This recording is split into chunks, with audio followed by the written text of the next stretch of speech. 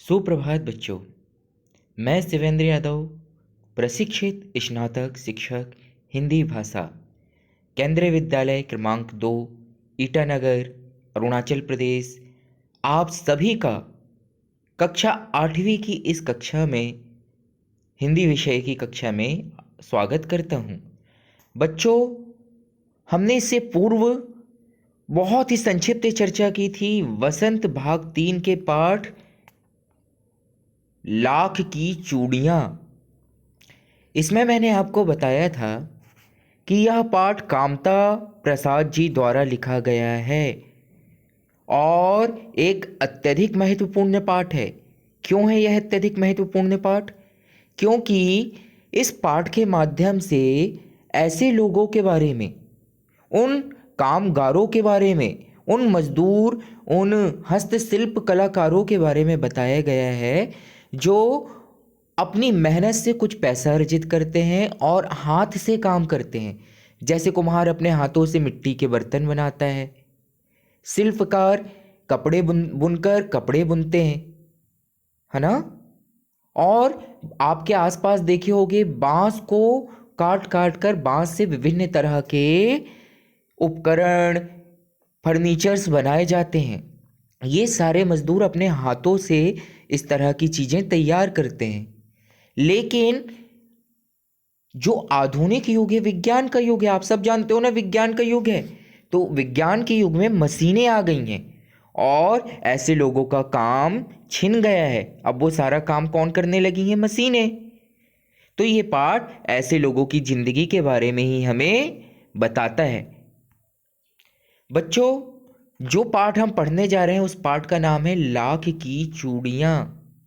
लाख की चूड़ियां पाठ एक बदलू नाम के व्यक्ति और उसके व्यवसाय पर आधारित है। बदलू जो लेखक के गांव में रहता था और लेखक बचपन में उससे मिला करता था, है ना।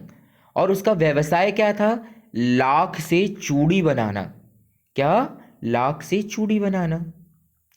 तो बदलू लाख से चूड़ियां बनाया करता था। लाख की चूड़ियां कहानी को लिखा है नाथ जी ने। दिख रहा है आपको कामता नाथ? जिसमें लेखक ने मशीनों द्वारा छिनते कारीगरों के रोजगार को दर्शाया है। लाख की चूड़ियां कामता नाथ की प्रसिद्ध कहानी है, जिसमें लेखक ने बताया कि जैसे जैसे शहर और उद्योगों का विकास होते जा रहा है, मशीनें बढ़ते जा रही है, गांव में काम करने वाले ऐसे मजदूर, ऐसे व्यवसायी जो हाथों से कार्य करते हैं, उनका काम छिनता जा रहा है। बच्चों, हमने इस चीज पर चर्चा की कि यह कहानी किसके ऊपर है। लेकिन आप में से अधिकतर लोगों के मन में यह प्रश्न उठ रहा होगा कि सर, ये लाख क्या होता है? हमने तो कांच की चूड़ी सुनी है, प्लास्टिक की चूड़ी सुनी है, ये लाख क्या होता है? तो चलिए इसको भी हम जानेंगे कि लाख क्या होता है। लेकिन पहले जानते हैं थोड़ा सा इस कहानी के बारे में। कामता नाथ जी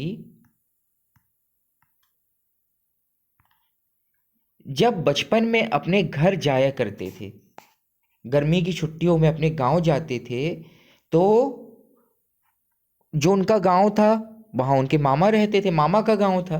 तो उन्हें बहुत अच्छा लगता था। क्यों अच्छा लगता था? क्योंकि उनके मामा के गांव में एक बदलू नाम का आदमी भी रहता था, है ना। बदलू नाम का आदमी रहता था। लेखक को तो उसे मामा कहना चाहिए था, लेकिन वो उन्हें काका कहता था।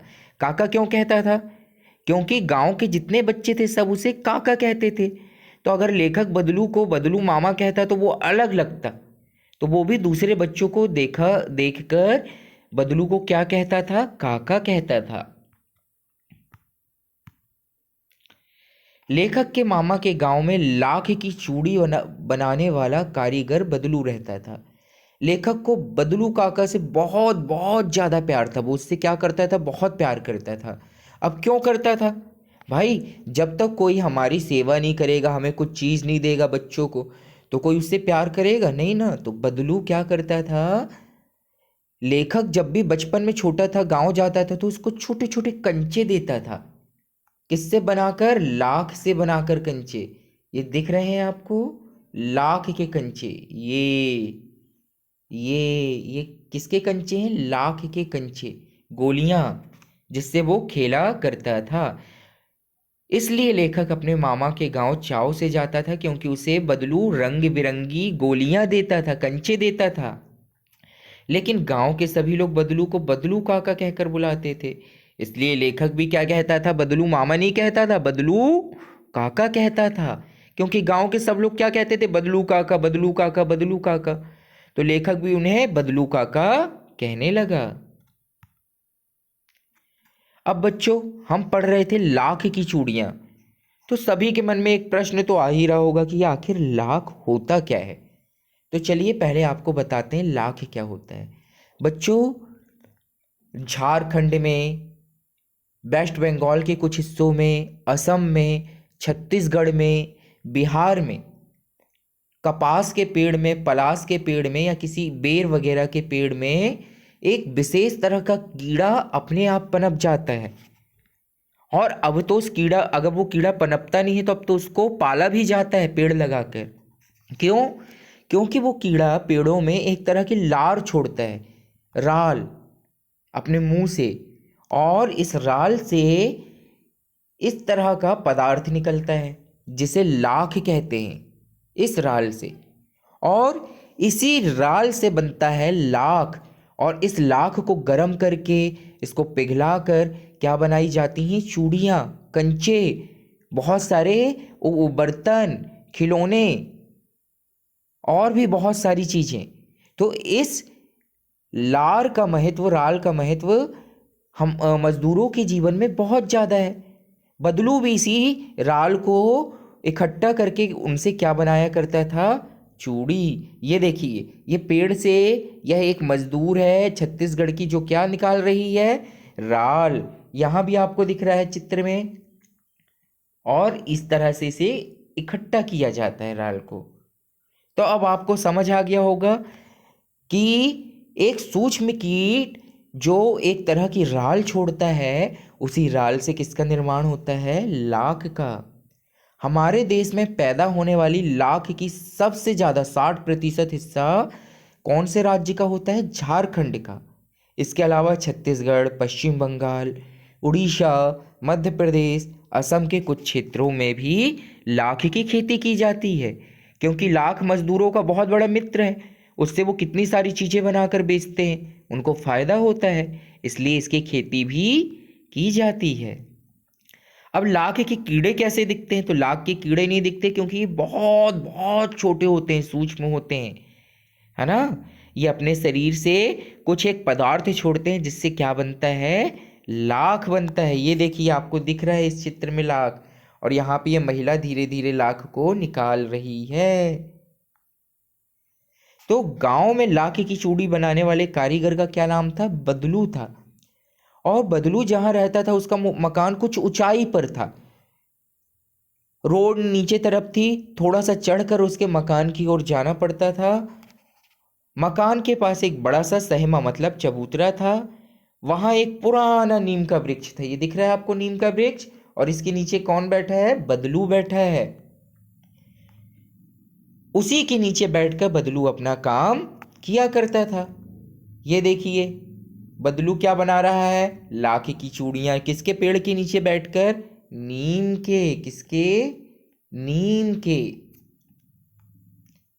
बगल में भट्टी दहकते रहती थी जिसमें वो लाख को क्या करता था? पिघलाता था।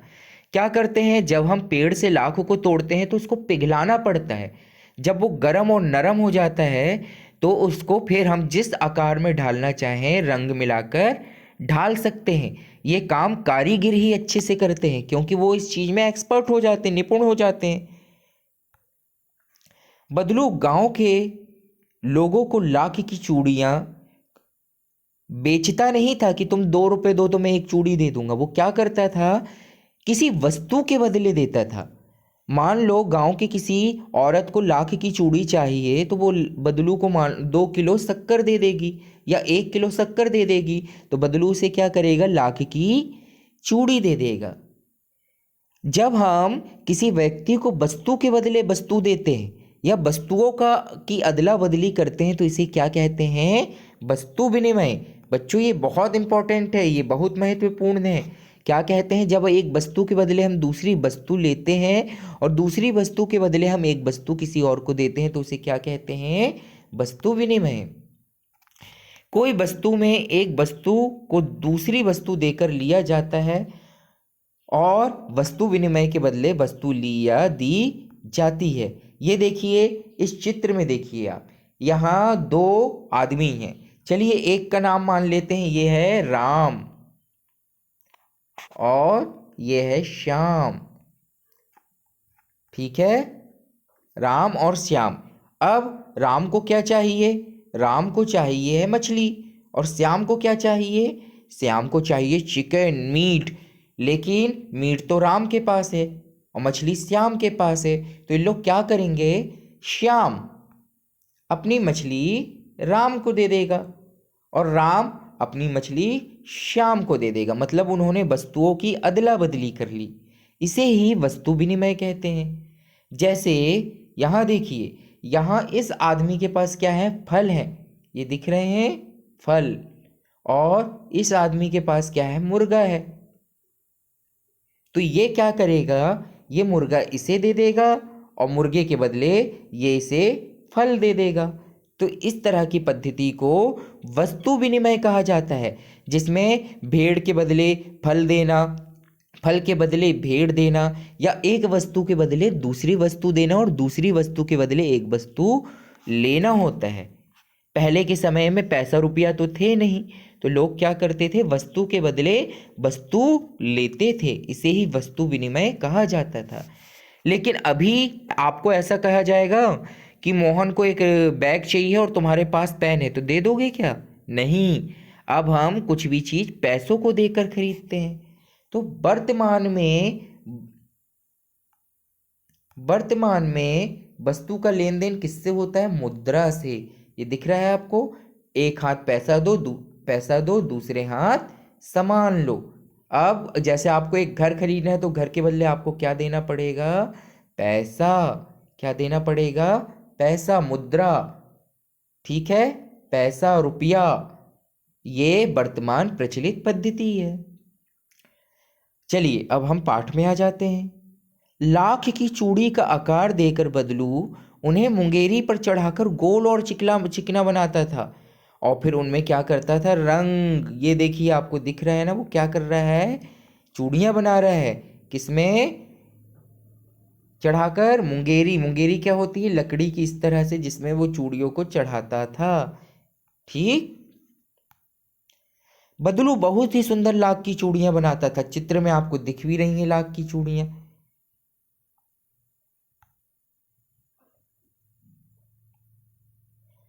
उसकी चूड़ियां आसपास के हर गांव में पसंद की जाती थी। लेकिन एक दिन उसका व्यवसाय, चूड़ियां बनाने का व्यवसाय ठप हो गया। क्यों हो गया, इसका कारण था कांच की चूड़ियां। तो अब आप सोच रहे हो कि कांच की चूड़ी आने से उसका धंधा, उसका व्यवसाय, उसका काम कैसे बंद हो गया। बंद इसलिए हो गया क्योंकि कांच की चूड़ियां मशीन से बनती थी, कंपनियों में, बड़े बड़े कारखानों में, और सस्ती होती थी। जबकि लाख की चूड़ियां हाथ से सुंदरता के साथ बहुत मेहनत करके बनाई जाती थी और महंगी होती थी। और लोगों को अब लाख की चूड़ियां पसंद नहीं थी, वो कांच की चूड़ियां पहनने लगे, खरीदने लगे। लोग बदलू को धीरे धीरे भूलने लगे। तो इससे क्या हुआ, बदलू का धंधा चौपट हो गया। जब से मशीनी काम शुरू हो गए तब से पुरानी कारीगर जो हाथ से काम करते थे, सभी के धंधे चौपट हो गए। जैसे ये चित्र में दिख रहा है, ये क्या है, बढ़ई। अब बढ़ई का भी काम मशीनों से होने लगा। ये बुनकर, आप लोग अरुणाचल प्रदेश में आसपास बहुत से लोगों को देखते होंगे, हाथ से कपड़े बनाते हैं ना, बुनकर। बहुत सारे सूत काटते हैं, चटाई बनाते हैं, कुछ कपड़े बनाते हैं, तो इन्हें बुनकर कहा जाता है। लेकिन अब ये सारे काम भी किससे होने लगे हैं, मशीनों से। ये देखिए, पहले चुनके या बांस से बहुत सारी चीज़ें बनाई जाती थी, लेकिन अब ये भी मशीनों से होने लगे हैं। पहले कुम्हार क्या करते थे, मिट्टी के बर्तन बनाते थे, लेकिन अब ये सब भी किससे बनाए जाने लगे हैं, मशीनों से। तो इससे क्या हो गया, धीरे धीरे ऐसे मजदूर जो हाथों से काम करते थे और छोटी मोटी कमाई करते थे, उनका काम छिन गया। उन्हीं में से एक था कौन? बदलू। बदलू के साथ भी ऐसा ही हुआ। इस ठप्प काम की वजह से उनका रोजगार बंद हो गया, काम बंद हो गया, और जीवन में जो भी जरूरी सामान थे वो खरीद नहीं सकते थे, क्योंकि उसके लिए उनके पास पैसा ही नहीं था। बदलू के पास भी कोई पैसा नहीं था। क्यों? क्योंकि अब उससे लोग लाख की चूड़ियां नहीं खरीदते थे। उन्हें तो सस्ती, कंपनी में बनी कांच की चूड़ियां पसंद थी। इस मशीनी कारीगरी ने पुराने कारीगरों को, जो हाथ से काम करते थे, को बहुत नुकसान पहुंचाया। इसी चीज के कारण क्या हुआ? बदलू बीमार रहने लगा, दुखी रहने लगा। बच्चों, इस कहानी में जो बताया गया है, बदलू के बारे में बताया गया है। हम मशीन से चाहे कितनी भी वस्तुएं बना लें, लेकिन ये वस्तुएं हाथ से बनाई हुई चीजों का कभी मुकाबला नहीं कर सकती, क्योंकि हाथ से बनाई हुई वस्तुएं मेहनत से बनाई जाती हैं, उनमें सफाई रहती है, उनमें किसी का अनुभव रहता है, और यही सत्य है। लेकिन आजकल इन कामगारों की, ऐसे कितने लोग हैं, इनका रोजगार कौन छीन रहा है? मशीनी युग। मशीनों के आ जाने से ये अपना काम तो करते हैं, लेकिन इनके काम की कोई पूंछ परख नहीं होती, क्योंकि मशीनी काम सस्ता होता है। मशीन से जल्दी ज़्यादा प्रोडक्ट बन जाते हैं और सस्ते बिक जाते हैं। मजदूरों को पैसा नहीं देना पड़ता है। तो ये मशीन क्या कर रही है? इस तरह के मजदूरों का काम धंधा छीन ले रही हैं। तो हमें इनकी मदद करनी चाहिए।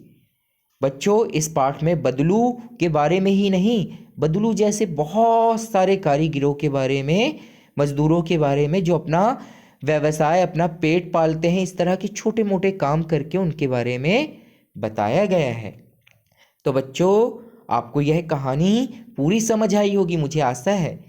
यह कहानी यहीं समाप्त होती है। इसके प्रश्नोत्तर पर हम अगली वीडियो पर चर्चा करेंगे। धन्यवाद। पाठ यहीं समाप्त होता है। अगली कक्षा में हम नए शीर्षक के साथ, नए पाठ के साथ, नए विषय के साथ जल्द ही मिलेंगे।